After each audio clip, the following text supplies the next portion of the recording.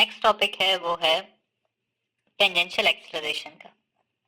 ये topic directly book में नहीं गिवन, लेकिन इनके टेस्ट के लिए आप लोगों के का इससे रिलेटेड जो कॉन्सेप्ट है वो बहुत क्लियर होना चाहिए। टेंजेंशियल एक्सेलरेशन, इसको मैं ये लिखूंगा कि produced due to change in magnitude of linear या टेंजेंशियल वेलोसिटी।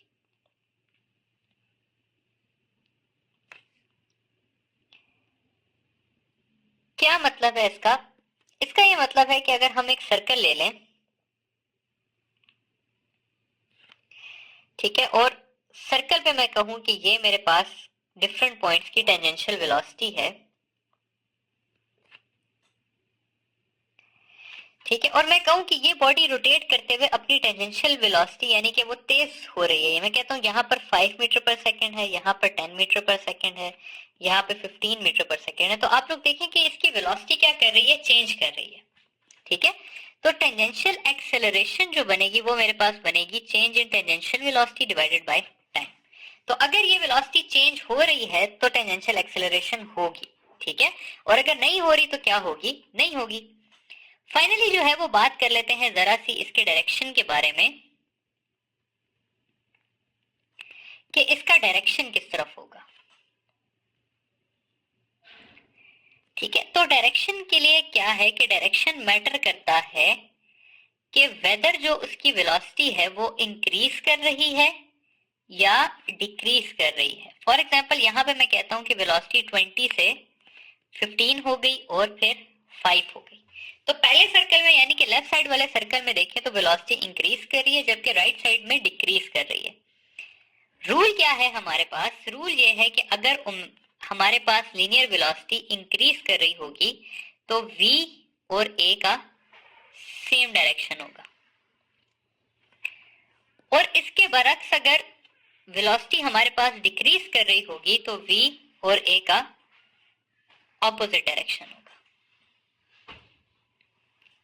ठीक है। फॉर एग्जांपल अगर मैं इस केस में लूं तो अगर v का ये डायरेक्शन है तो टेंजेंशियल एक्सेलरेशन का भी यही डायरेक्शन होगा, और इस केस में क्योंकि डिक्रीज कर रही है तो टेंजेंशियल एक्सेलरेशन इसके ऑपोजिट होगा, ठीक है। तो ये बात आप लोगों ने टेंजेंशियल एक्सेलरेशन के बारे में याद रखनी है।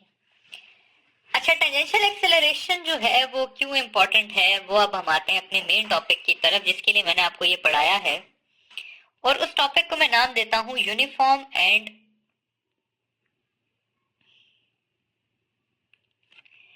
Variable circular motion.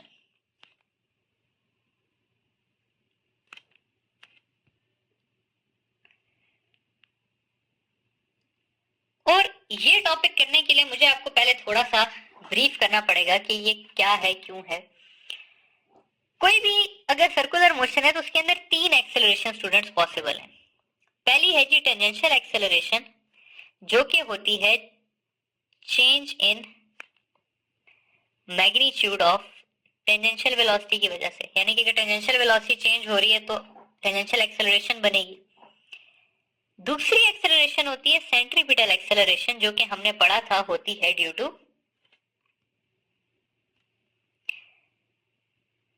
Change in direction of velocity की वजह से।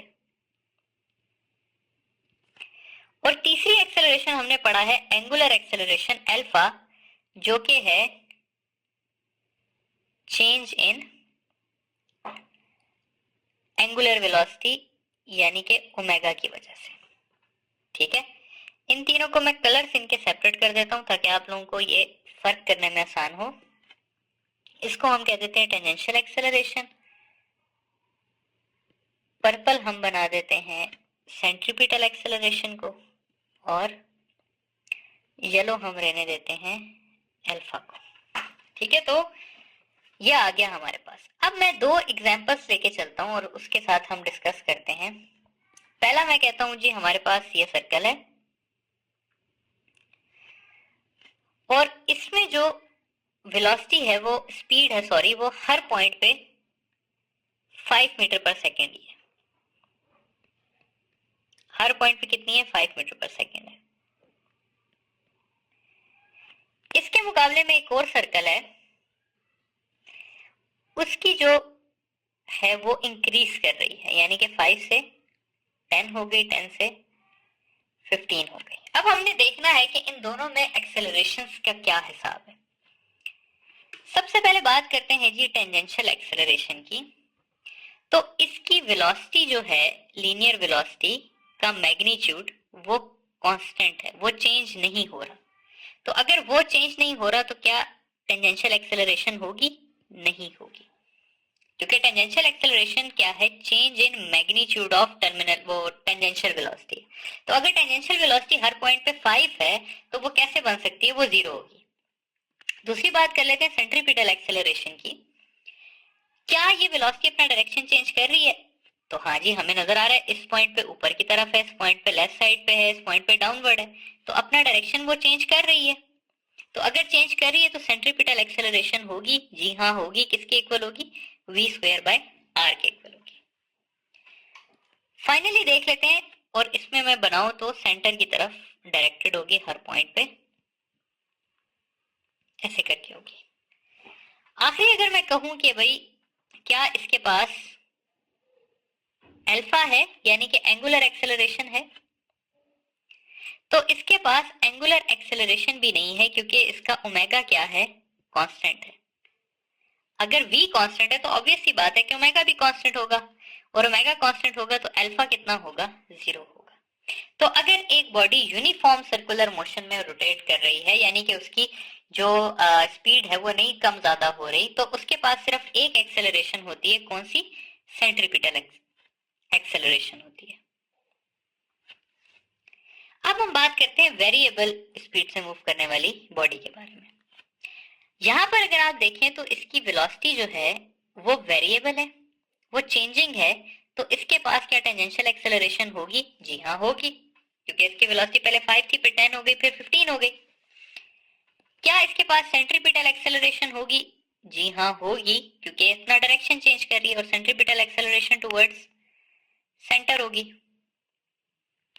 फाइनली अगर मैं कहूं कि क्या इसके पास अल्फा होगा, तो ओमेगा भी जो है वो इसका चेंजिंग है, तो इसके पास अल्फा भी होगा। तो अगर एक बॉडी वेरिएबल स्पीड के साथ घूम रही है तो उसके पास तीनों किस्म की एक्सेलरेशंस होंगी। फाइनली मैं आपको एक्सेलरेशंस के बीच में एक रिलेशन दिखाना चाहता हूं। कंसिडर कर लेते हैं यहां पर हम एक पेज, और उस पेज पे एक बॉडी जो है वो रोटेट कर रही है इस तरह से, ठीक है। अब मैं कहता हूं जी कि इसके हम एक्सेलरेशंस फाइंड करते हैं। विल फर्स्ट ये वेरिएबल है, तो वेरिएबल के लिए जो अल्फा का डायरेक्शन होगा वो अलोंग एक्सिस होगा। जो मेरे पास सेंट्रीपिटल होगा इस पॉइंट पे वो टुवर्ड्स द सेंटर होगा, और इस पॉइंट पे जो आखिरी चीज टेंजेंशियल है वो मेरे पास इस तरफ होगी, ठीक है। तो अगर मैं इन तीनों का आपस में एंगल निकालूं तो आप तीनों को ले लें। यहां पर मैं कहता हूं मैं सबसे पहले अल्फा और सेंट्रीपिटल का आपस में डायरेक्शन देखता हूं, तो ये बन रहा है, ठीक है। दोनों के बीच में एंगल कितना है? 90 डिग्री है। अगर मैं बात करूं यहां पे आपके पास एंगुलर और टेंजेंशियल की, तो वो भी कितना है? 90 डिग्री है। और फाइनली अगर हम देख लें सेंट्रीपिटल को और टेंजेंशियल को, तो यहां पर भी कितना है? 90 डिग्री। तो इसलिए यहां पर मैं लिख सकता हूं कि tangential acceleration is perpendicular to centripetal acceleration which is perpendicular to alpha. तो इन तीनों एक्सेलरेशन के बीच में आपस में एंगल कितना होता है? 90 डिग्री ही होता है। सही है। आप लोगों ने ये वाली जो स्लाइड है से पिछले वाली, ये आप लोगों ने ध्यान से समझनी है, ठीक है। आपको पता होना चाहिए कि अगर यूनिफॉर्म सर्कुलर मोशन होगा तो एक एक्सेलरेशन होगी, अगर स्पीड कम या ज्यादा हो रही होगी तो आपके पास 3 किस्म की एक्सेलरेशन होंगी।